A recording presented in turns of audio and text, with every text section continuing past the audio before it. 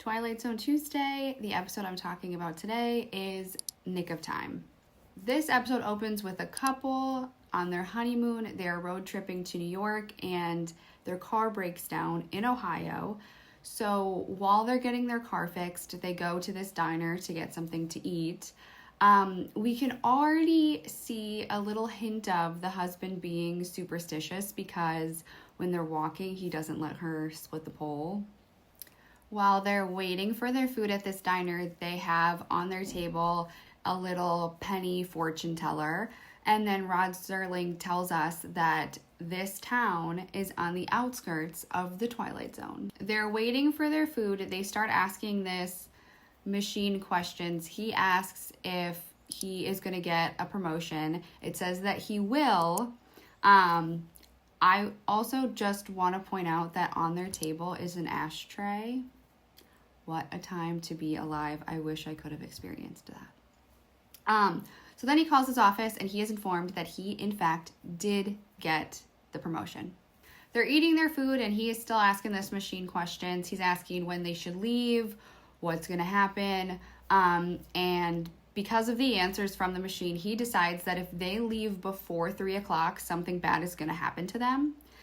She convinces him to leave before 3 and they almost get hit by a car. And that's like, I feel like reason enough for him. He's believing this machine. They go back to the diner and there's actually people sitting at the table that they were sitting at. So they're just sitting at the counter waiting. But there are these Mystic Seer machines all over the diner, but he wants this specific one. And while they're waiting, his wife tells him that he's the one that came up with 3 o'clock. He's the one that came up with all the specifics, and the machine was just giving like generic answers, trying to get him to see like it's not this machine. You said 3 o'clock, not the machine. You decided to sit in here as long as we did. Can't you see that you made up all the details and all that thing did was give back generality? He's asking the machine different questions and it ends up saying that his car is ready. And right after it says that, the mechanic walks into the diner and is like, hey, your car is ready. At this point, I think that I would start to be like, this machine is onto something. I feel like that's when I would start to believe it. But then the wife starts asking it questions, just like trying to prove that it's not real, and the answers are making sense with her questions. He's confused on if he should stay in this town with this machine, if he should go, if it's actually telling him his future. She tells him, you have your own mind, you are the one in control of your life, you're making your choices, and ultimately she convinces him that they should leave. When they leave, another couple comes in and sits down at their table.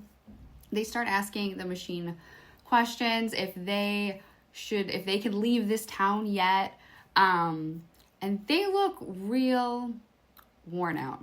So we get to see the difference in couples of ones that are living their lives according to this machine and ones that are actually making decisions for themselves. I really enjoyed this episode. This is one that could definitely work today, and I think that they could even do it like, because I see these people that listen to these internet intuitive psychic TikTok people, and I think that you could really do something with that for this episode and it would work. This is the first Twilight Zone episode to star William Shatner. He was a pretty good looking dude when he was younger. He's also in the really popular episode Nightmare at 20,000 Feet in season 5. Thank you for listening to me yap about another Twilight Zone episode. If you like these videos, make sure to subscribe because I talk about Twilight Zone every Tuesday. Next week's episode is The Lateness of the Hour. I don't remember this episode at all, so let's rediscover it together.